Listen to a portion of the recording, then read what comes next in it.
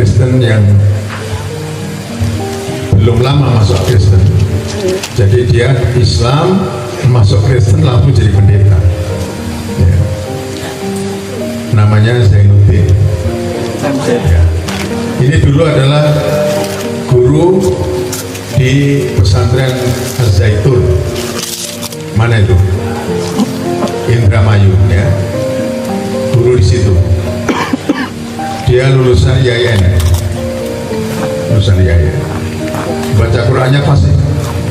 Ya jelas Kongo lulusan IAIN, apalagi asalnya dari daerah timur, dari Bima, ya, yang kita kenal Bima itu adalah daerah yang sangat kental Islamnya. Nah dia dalam postingan itu berceramah di hadapan jemaatnya, jemaat gerejanya, mengatakan bahwa orang Islam itu sampai mati nggak menemukan jalan kebenaran, karena dia bilang orang Islam itu kalau sholat masih harus mengucapkan ihdinas siratal mustaqim, ya Allah tunjukilah kami jalan yang lurus. Ya berarti dia sampai sekarang ini belum menemukan jalan yang lurus. Lain dengan kita agama Kristen katanya. Bagi kita pokoknya kalau sudah percaya bahwa Yesus adalah anak Allah, maka kita selamat dan kita akan masuk surga. Tapi orang Islam ini sampai mati dia masih ihdinas siratal mustaqim. Ya. Itu satu. Terus tambahkan, lah nabinya sendiri itu masih minta didoakan. Ya bacakan ayatnya, innallaha wa malaikatahu yusholluna 'alan nabi ya ayyuhalladzina amanu shollu 'alaihi wa sallimu taslima. Terus hadis-hadis yang dimana Nabi menganjurkan kita untuk bersolawat, dan dia terangkan ya minta supaya umatnya bersolawat artinya minta supaya didoakan. Dan nabinya saja masih minta didoakan. Nah, terus apalagi umatnya. Jadi tidak jelas masa depannya. Ini saya masih simpan itu videonya. Nah sekarang gimana kita menjawab? Siapa menjawab? Pasti bisa. Ayo. Silakan Mas, jadi silakan. Ayo. Kita spontan saja, tidak usah sungkan atau dari sebelah kanan. Supaya menjadi ilmu kita semua. Kalau ada hal seperti itu dan itu dipertanyakan betul. Saya masuk ke kelas, ada yang bertanya mahasiswa, tidak tahu dia jawab. Padahal kalimat seperti ini sudah saya baca kurang lebih mungkin 20 tahun yang lalu. Itu di majalah As-Saddai. Majalah As-Saddai itu majalahnya satu gereja Protestan di Pasuruan. Itu ada pendeta yang sudah menulis seperti itu soal sholawat. Nah, sekarang muncul lagi sehingga orang Islam yang tidak paham betul dengan makna ihdinas siratal mustaqim dan sholawat jadi ragu. Iya ya, logis juga ya. Ya itu kan logis, betul. Nah kita harus bisa menjawab untuk diri kita sendiri paling tidak, supaya kita tidak dihantui oleh keraguan dengan pernyataan-pernyataan seperti itu. Syukur kita bisa menjelaskan kepada orang lain yang mungkin ya sedikit menjadi ragu dengan agamanya. Ayo monggo, siapa yang membantu kita semua untuk menjawab? Ya, silakan. Masuk tinggi langsung tinggi.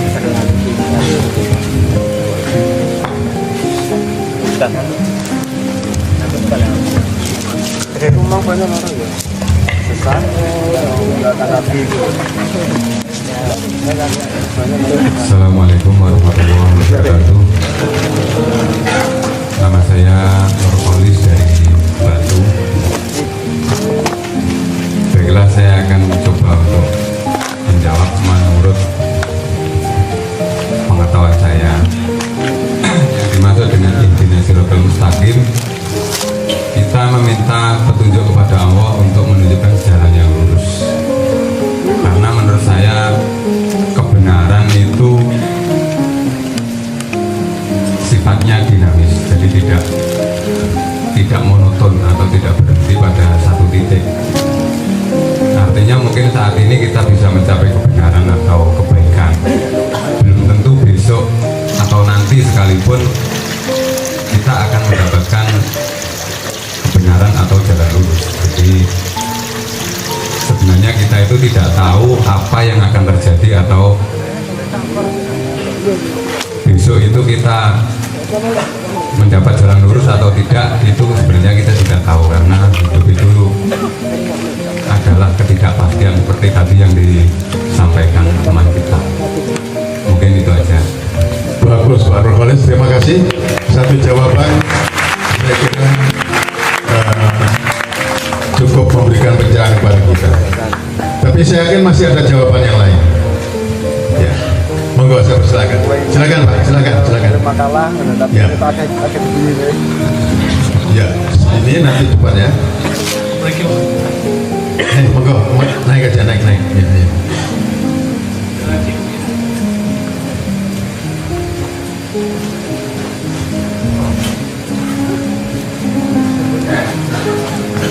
Ya, silakan. Sebut nama. Assalamualaikum warahmatullahi wabarakatuh. Nama saya kebetulan Ghazali. Saya tadi juga kebetulan diajak oleh anak saya ke sini untuk pertama kali menghadiri Ma'iyah. Bahkan kata-kata Ma'iyah pun itu berasal dari anak saya yang mengajak saya ke sini. Kalau saya mengamati dari apa yang disampaikan terkait dengan pertanyaan tadi, bahwa ihdinas siratal mustaqim, bahwa di dalam surat Al-Fatihah itu termaktub beberapa tujuan, diantaranya adalah mengandung doa. Salah satunya adalah ihdinas siratal mustaqim, tunjukkanlah kami kepada jalan yang benar. Ini adalah surat yang wajib kita baca di dalam setiap kita membaca, setiap kita saat sholat, setiap saat kita menghadap kepada Allah. Ihdinas siratal mustaqim ini adalah pembeda antara Allah dan hambanya. Karena manusia tidak mungkin benar, yang benar adalah hanya milik Allah Subhanahu wa Ta'ala.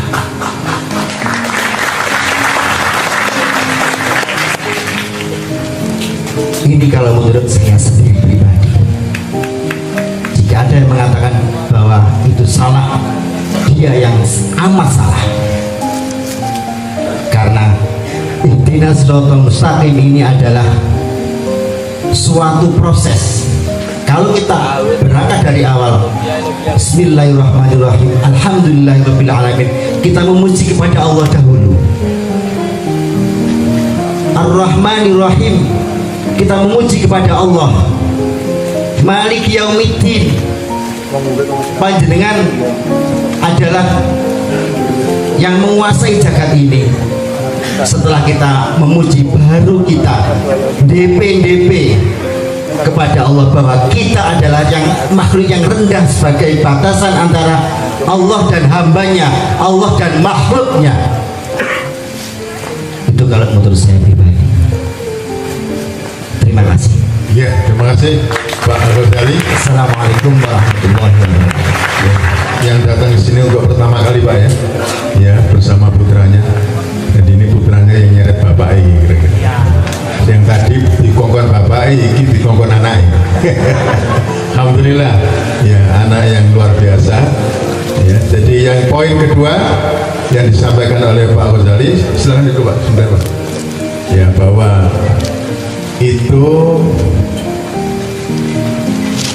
salah satu bentuk dari kerendah hatian kita sebagai manusia,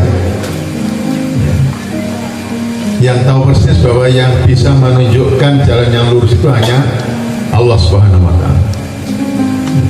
Jadi ini saya kira melengkapi apa yang disampaikan oleh Pak Nurholis yang pertama. Kita simak yang ketiga, barangkali ada hal baru, silakan. Assalamualaikum warahmatullahi wabarakatuh. Nama saya Hafizin, asal dari Paris. Baik, saya akan menanggapi tentang pertanyaan apakah kita ini sebenarnya belum mendapatkan jalan kebenaran sehingga kita setiap hari harus berdoa atau membaca ihdinas shiratal mustaqim. Sebenarnya kita semua ini sudah dalam jalan kebenaran. Ketika kita mengucapkan syahadat dan kita yakini bahwasanya Allah, Tuhan kita, Nabi Muhammad ialah utusan Allah, itu kita sudah di jalan yang kebenaran. Tapi jawaban dari pertanyaan itu ialah kenapa kita masih meminta ditunjukkan jalan kebenaran? Karena ini ialah suatu bentuk kerendahan hati kita atau ketawaduan kita kepada Tuhan, kepada Allah Subhanahu wa Ta'ala. Karena apa? Manusia hidup itu tidak selalu dalam keadaan mendapatkan jalan yang lurus.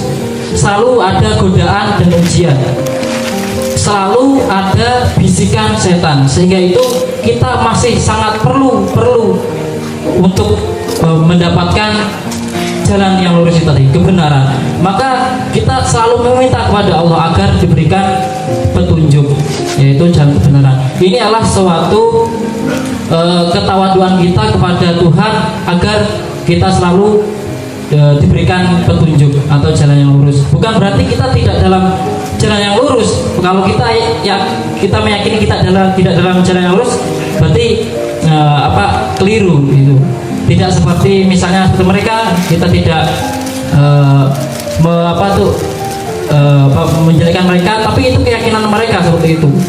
Keyakinan mereka seperti itu, dan menurut kita mereka lah yang salah.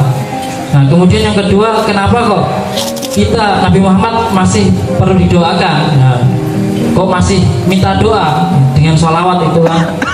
Sebenarnya Nabi Muhammad itu tidak minta didoakan, tapi kita sebagai umatnya yang telah mendapatkan kebenaran, mendapatkan petunjuk dengan risalah dari Nabi Muhammad, itu adalah suatu bentuk kita ketakziman, mengagungkan kita kepada seseorang yang telah membawa kebenaran kepada kita. Gitu. Jadi bukan berarti Nabi Muhammad itu meminta didoakan. Kitalah yang berhajat, gitu loh, yang berhajat untuk mendoakan, seperti itu. Bukan seperti apa yang dianggapkan atau dipikirkan oleh mereka. Jadi itu. Oke, namanya siapa? Hafizin. Hafizin. Dari mana? Asal dari Bali. Bali. Kalau Pak Ghazali dari mana, Pak? Dari Jombang. Oke, saya kira jawaban-jawaban dari tiga orang ini sudah cukup memberikan kita bekal untuk bisa menjawab. Mungkin masih bisa ditambah dengan yang lain, tapi untuk sementara barangkali itu saya ingin rumuskan saja kembali. Ya, pertama, dalam rangkaian surat Al-Fatihah dimulai tadi keterangan bahwa kita memuji Allah, kemudian ikrar dengan mengatakan iyyaka na'budu wa iyyaka nasta'in. Nah, baru kemudian kita boleh meminta kepada Allah. Jadi ini proses kita berkomunikasi dengan Allah. Jangan ujuk-ujuk minta, ya. Tapi kita mulai dengan memuji, kemudian kita menyatakan diri sebagai hamba yang hanya menyembah dan minta pertolongan kepadanya. Baru setelah itu kita boleh meminta. Dan yang diajarkan oleh Al-Fatihah kepada kita, permintaan yang pertama kita kepada Allah dan yang paling penting adalah minta hidayah, minta petunjuk, bukan minta rezeki berupa kekayaan dan lain sebagainya. Tapi permintaan yang paling penting dan itu sangat berharga bagi kita adalah hidayah dari Allah Subhanahu wa Ta'ala. Satu. Yang kedua, bahwa hidup manusia itu kata Rasulullah dinamis, tadi kata Mas Nurfalis. Kalau dalam bahasa Rasulullah, hati manusia itu berbolak-balik, namanya kolbun, itu selalu bisa berbolak-balik. Maka kita minta kepada Allah supaya ditetapkan di dalam jalan kebenaran. Jadi kalau Pak Zainuddin itu dulu Islam sampai jadi guru agama, sampai jadi dosen, ya lulus YIN, kok kemudian pindah ke agama Kristen, itu karena tidak pernah berdoa ya muqallibal qulub tsabbit qalbi ala dinik. Ini doa penting sekali. Melihat kasusnya, ya beliau ini, saya kira doa ini penting untuk kita ucapkan dalam salat-salat kita. Ya muqallibal qulub tsabbit qalbi ala dinik. Rasulullah mengingatkan, ada orang yang sudah berjalan tinggal selangkah saja masuk surga, ternyata di langkah sebelum langkah terakhir itu setan membelokkan dia sehingga dia masuk neraka. Sebaliknya ada orang yang mungkin sudah tinggal selangkah masuk neraka, ya tapi kemudian Allah memberi petunjuk, pada akhirnya dia kemudian belok kanan masuk surga. Itulah hidup manusia. Maka sangat krusial itu sebenarnya akhir hidup kita, akhir hayat kita, dan kita tidak tahu kapan akhir hayat kita. Maka manusia harus terus konsisten istiqomah, selalu meminta petunjuk supaya bisa istiqomah di jalan-jalan kebenaran. Itulah makna dari ihdinas siratal mustaqim. Kalau boleh ditambahkan misalnya yang lain, ada hidayah itu kan bermacam-macam. Ada yang namanya hidayah taufik. Hidayah taufik.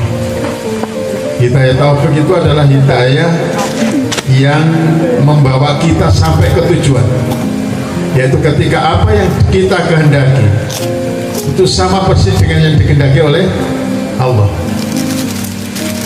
Klopnya kehendak manusia ke kehendak Allah ini yang namanya taufik. Hidayah taufik. Allah mengatakan, kamu boleh berkehendak wahai manusia, dan aku pun punya kehendak, tapi yang akan berlaku adalah kehendakku. Maka ketika kita mengucapkan ihdinas siratal mustaqim itu, di dalam pemahaman kita adalah, ya Allah, hendaklah kau tuntun diriku, kau tuntun keinginan-keinginanku, kehendak-kehendakku agar sesuai dengan kehendak. Itulah ihdinas siratal mustaqim. Ada Pak Zainuddin MZ itu memberi gambaran yang mungkin sangat sederhana tapi saya kira tepat juga.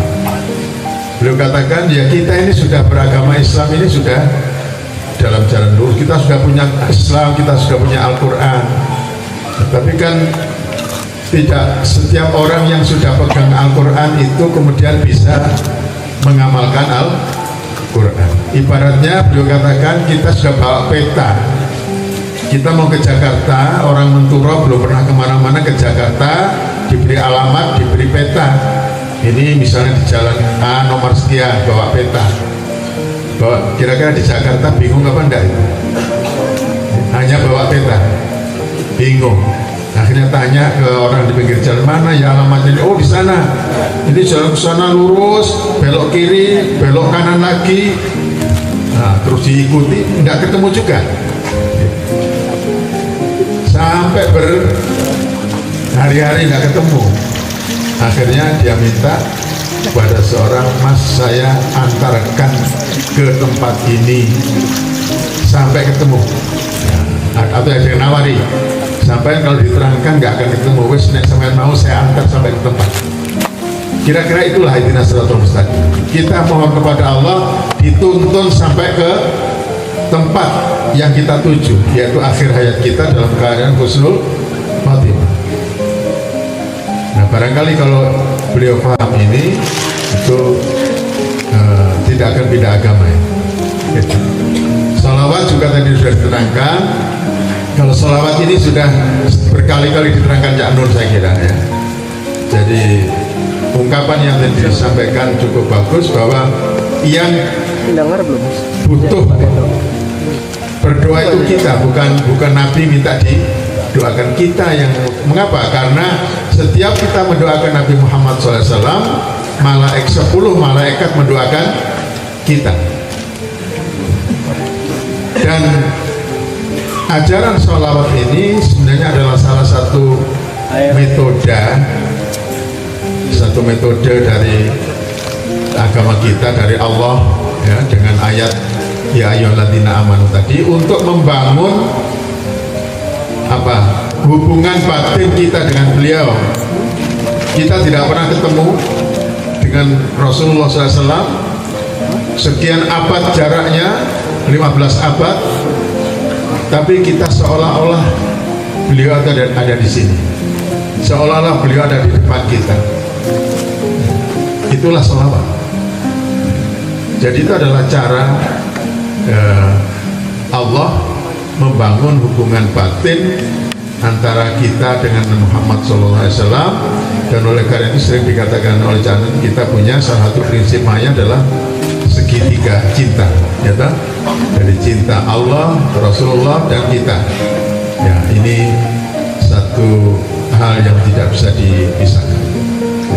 Nah, ini mudah-mudahan ini memberikan pencerahan kepada kita, dan kita insya Allah dengan mudah bisa menjawab pertanyaan-pertanyaan seperti itu. Baik, terima kasih Pak Ghazali dan juga Mas Hafidin, ya, juga Mas Nurkhalis.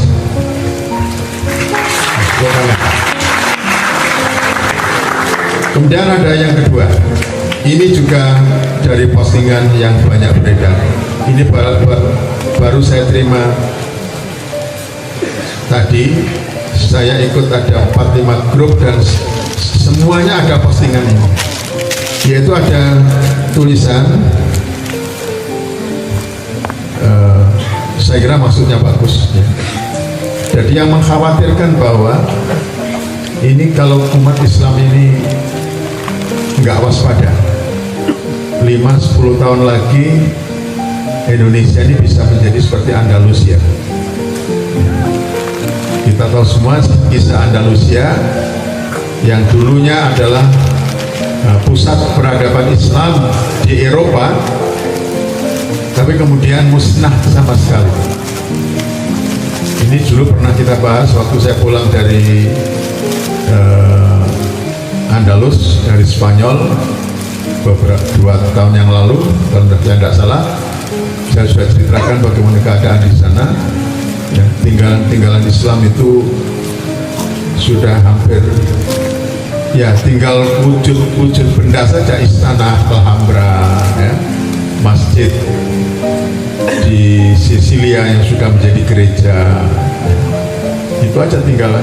Tapi kehidupan Islam sudah tidak ada di sana. Padahal dulunya Andalusia adalah pusat peradaban Islam di Eropa, dengan tokoh-tokoh yang kita sangat kenal, ya, ada Ibnu Sina, Ibnu Rushd, Al-Farabi dan sebagainya. Ratusan ilmuwan yang menjadi guru besar dari orang-orang Eropa pada waktu itu. Kok Islam bisa musnah dari situ?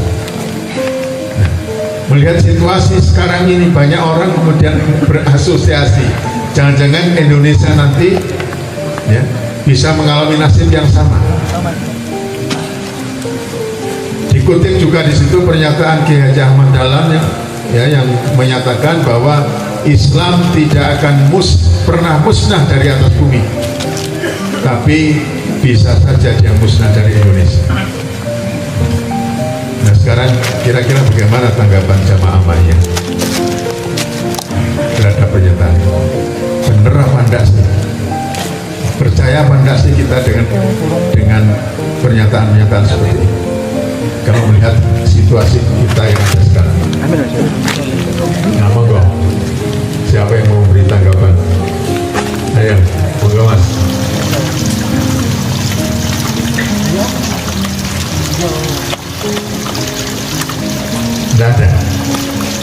masuk nggak ada. Nah ini satu, monggo naik aja mas, ayo monggo. Yang lain nanti ngikut satu, tambah lagi, jangan ragu-ragu, supaya kita semua punya pandangan gitu ya, yang tepat di dalam menilai masalah ini. Saya persilakan, yang di belakang-belakang kalau ada silakan maju. Baik, dipancing dulu dengan satu orang, silakan, silakan.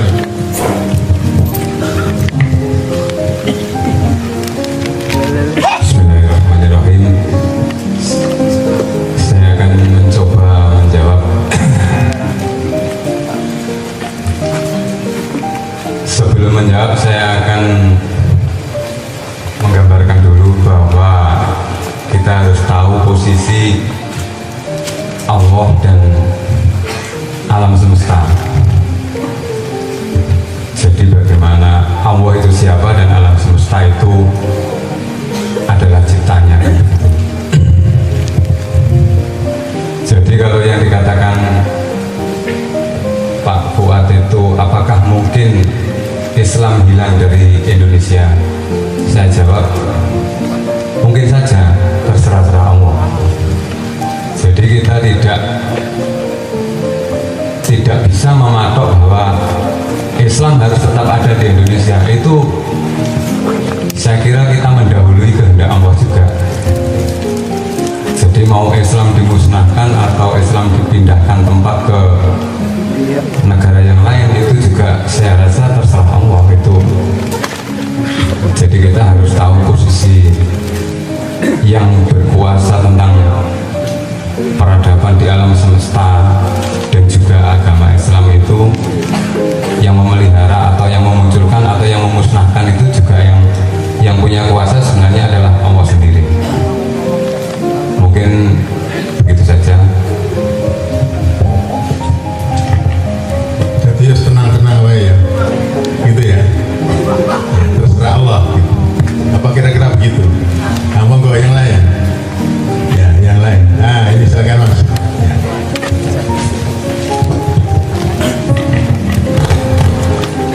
Dan saya menjawab,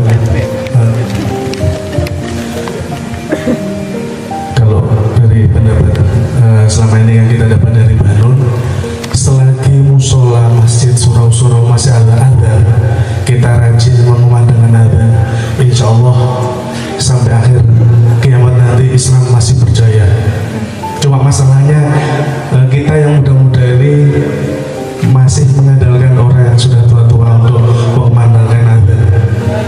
Itu pertama. Yang kedua, kalau kita masih sering sholawatan di bareng di musola-musola di masjid-masjid kita, keutuhan kita untuk memegang nilai-nilai Islam insya Allah tidak akan berkurang. Sementara seperti itu dapat terus.